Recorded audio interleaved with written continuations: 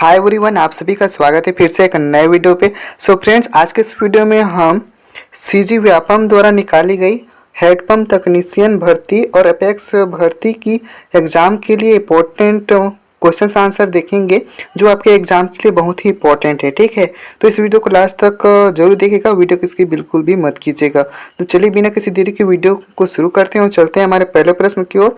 तो देखिए, हमारा पहला प्रश्न दिया गया है, छत्तीसगढ़ पर सबसे लंबी अवधि तक किसने शासन किया। ठीक है, तो किसने शासन किया है, तो कलचुरियों ने शासन किया। ठीक है, छत्तीसगढ़ पर सबसे लंबी अवधि तक किसने शासन किया है, तो कलचुरियों ने। ठीक है, चलिए आगे चलते हैं। देखिए, हमारा दूसरा प्रश्न है, भारत की सबसे प्राचीन पाठशाला पाई जाती है, तो कहाँ पाई जाती है, सीता बेंगरा की गुफा में। ठीक है, चलिए तीसरे प्रश्न की ओर चलते हैं। तो देखिए, हमारा तीसरा प्रश्न है, किसे 1857 के महाविद्रोह का अंतिम शहीद कहा जाता है, तो किसे कहा जाता है, तो सुरेंद्र साय को कहा जाता है। ठीक है, हमारा चौथा प्रश्न है, छत्तीसगढ़ कितने राज्यों से घिरा हुआ है, तो कितने राज्यों से घिरा हुआ है, तो 7 राज्यों से घिरा हुआ है। ठीक है, वे 7 राज्य कौन कौन से हैं, तो पहला है हमारा उत्तर प्रदेश, दूसरा है हमारा मध्य प्रदेश,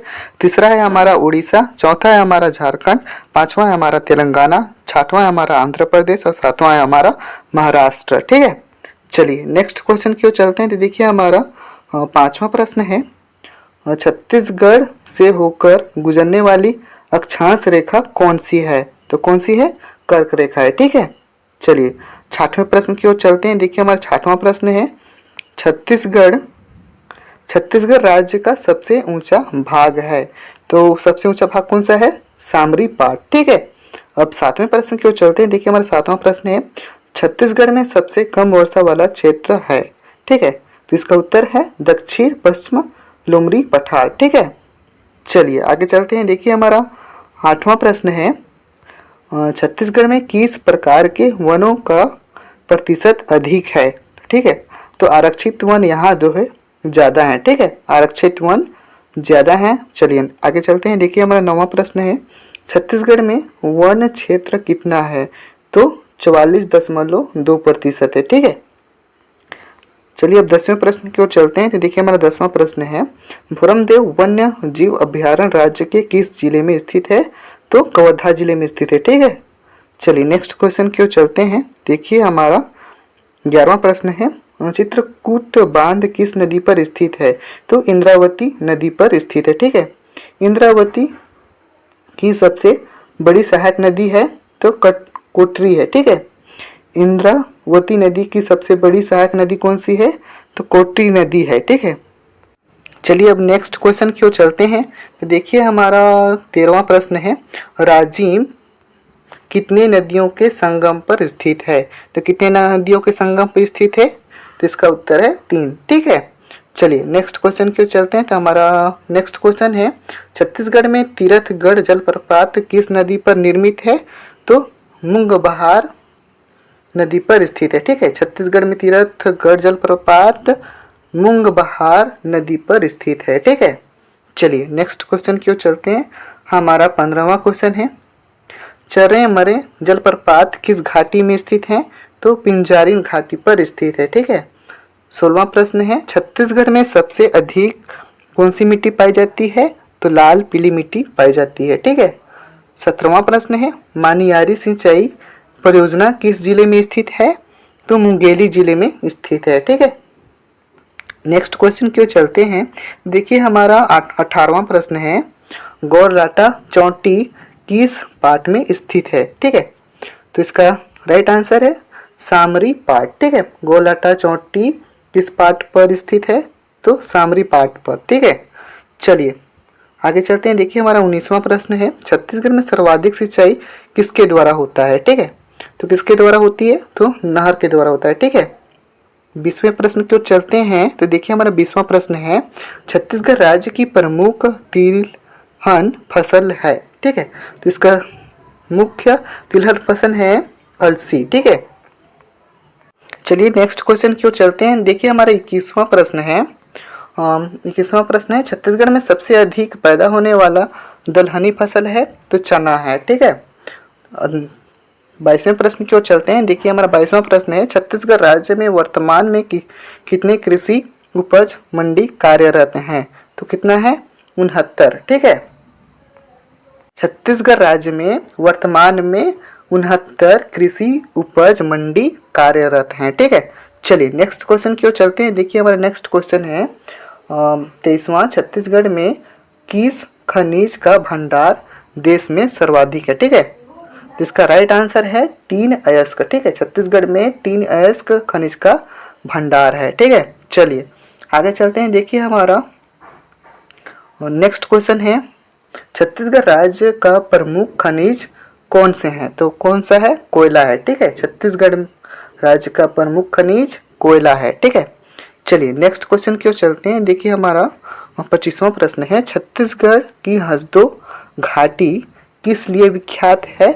तो कोयला खदानों के लिए प्रसिद्ध है। ठीक है, चलिए आगे चलते हैं। देखिए हमारा 26वां प्रश्न है जो कि आपके एग्जाम के लिए बहुत ही इंपॉर्टेंट है। ठीक है, सारे क्वेश्चंस आप इंपॉर्टेंट है। ठीक है, तो चलिए 26वां प्रश्न देख लेते हैं। कोयला उत्पादन में देश में छत्तीसगढ़ का कौन सा स्थान है? तो पहला स्थान है। ठीक है, छत्तीसगढ़ में सबसे ज़्यादा क्या होता है? कोयला का उत्पादन होता है। ठीक है, चलिए नेक्स्ट क्वेश्चन की ओर चलते हैं। देखिए हमारा 27वां प्रश्न है, छत्तीसगढ़ में आदिवासियों की संख्या कितनी प्रतिशत है? ठीक है, तो 30% से अधिक है। ठीक है, चलिए नेक्स्ट क्वेश्चन की ओर चलते हैं। देखिए हमारा 28वां प्रश्न है, छत्तीसगढ़ में बाल विधवाओं के विवाह को क्या कहा जाता है? तो गौन विवाह कहा जाता है। ठीक है, चलिए अब नेक्स्ट क्वेश्चन की ओर चलते हैं। हमारा 29वां प्रश्न है, कथा बनाने वाली अनुसूचित जनजाति कौन है? तो ठीक है, तो इसका राइट आंसर है खैरवार। ठीक है, चलिए आगे चलते हैं। देखिए हमारा 30वां प्रश्न है, छत्तीसगढ़ में सुआ नृत्य किस त्योहार में करते हैं? तो दीपावली में करते हैं। ठीक है, 31वां प्रश्न है, कर्मा नृत्य किस जनजाति में प्रचलित है?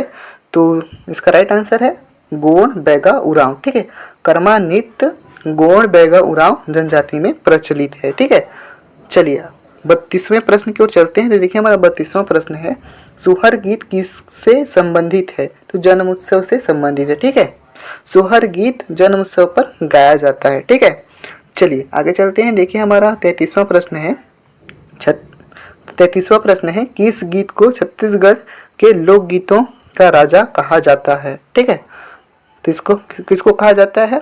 तो ददरिया गीत को कहा जाता है। ठीक है, ददरिया गीत को छत्तीसगढ़ के लोकगीतों का राजा भी कहा जाता है। ठीक है, चलिए आगे चलते हैं। देखिए हमारा 34वां प्रश्न है, बस्तर का मड़ई मेला किस पर्व के बाद प्रारंभ होता है? तो ठीक है, तो किस पर्व के बाद प्रारंभ होता है? तो दीपावली पर्व के बाद प्रारंभ होता है। ठीक है, चलिए 35वां प्रश्न देख लेते हैं। देखिए हमारा 35वां प्रश्न है, अबुझमाड़िया आदिवासियों का प्रमुख पर्व है कक्सार। ठीक है, चलिए आगे चलते हैं। देखिए हमारा 36वां प्रश्न है, सहरुल त्यौहार कौन सी जनजाति में मनाते हैं? ठीक है, तो उरांव जाति में मनाया जाता है। ठीक है, हमारा 37वां प्रश्न है, प्रसिद्ध रचना झलमाला के रचनाकार कौन है?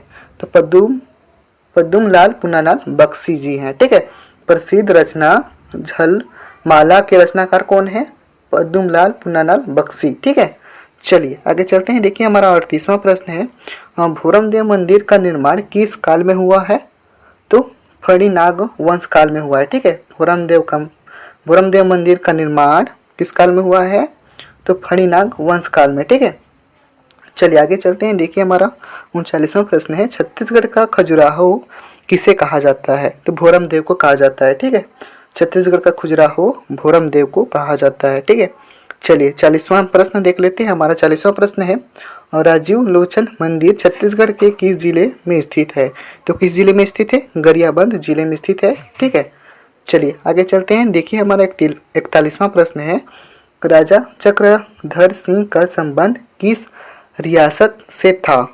तो रायगढ़ से था। ठीक है, चलिए ऑप्शन नंबर, चलिए अगला प्रश्न देख लेते हैं। तो हमारा अगला प्रश्न है 42वां। हमारा 42वां प्रश्न है, कौन सा स्थान छत्तीसगढ़ का शिमला कहलाता है? तो मेन पार्ट को जो है शिमला कहा जाता है। ठीक है, चलिए नेक्स्ट क्वेश्चन देख लेते हैं। तो हमारा 43वां प्रश्न है, छत्तीसगढ़ राज्य की प्रथम संकल्पना किसने की थी? तो पंडित सुंदरलाल शर्मा जी ने। ठीक है, चलिए नेक्स्ट क्वेश्चन की ओर चलते हैं। तो हमारा 44वां प्रश्न है, किशोर का मंगल पांडे किसे कहा जाता है? तो शहीद हनुमान सिंह जी को कहा जाता है। ठीक है, किशोर का मंगल पांडे किसे कहा जाता है? शहीद हनुमान सिंह जी को कहा जाता है। ठीक है, चलिए 45वें प्रश्न की ओर चलते हैं। तो देखिए हमारा 45वां प्रश्न है, 1857 के विद्रोह का अंतिम शहीद किसे कहा जाता है?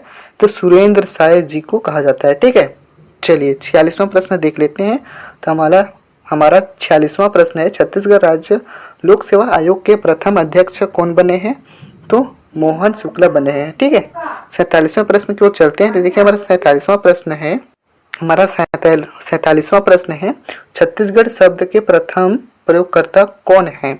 तो कवि दलपत राम राव। ठीक है, चलिए नेक्स्ट क्वेश्चन की ओर चलते हैं। देखिए हमारा 48वां प्रश्न है, छत्तीसगढ़ राज्य के प्रथम राज्यपाल कौन बने? तो दिनेश नंदन सहाय। ठीक है, चलिए 39वां प्रश्न देख लेते हैं। 49वां प्रश्न देख लेते हैं। तो हमारा 49वां प्रश्न है, छत्तीसगढ़ राज्य में लोकसभा के कितने निर्वाचन क्षेत्र हैं? ठीक है, तो 11 निर्वाचन क्षेत्र हैं। छत्तीसगढ़ राज्य में लोकसभा के कितने निर्वाचन क्षेत्र हैं? तो 11 निर्वाचन क्षेत्र हैं। चलिए अब 50वें प्रश्न की ओर चलते हैं। तो हमारा 50वां प्रश्न है, छत्तीसगढ़ में अंतर्राष्ट्रीय स्तर का पहला क्रिकेट स्टेडियम कहाँ बनाया गया है? तो रायपुर में बनाया गया है। ठीक है, इस तरह से अब हमारा क्वेश्चन अब समाप्त होता है। तो सो फ्रेंड्स, आज के इस वीडियो में हमने 50 क्वेश्चंस सोल्व किए हैं, जो कि आपके एग्जाम के लिए बहुत ही इंपॉर्टेंट है। ठीक है, तो आप इन्हें अच्छे से पढ़ लीजिएगा। तो चलिए फिलहाल इस वीडियो में बस इतना ही। यदि ये वीडियो अच्छा लगे तो वीडियो को लाइक कर दीजिएगा, चैनल को सब्सक्राइब कर दीजिएगा। Thank you.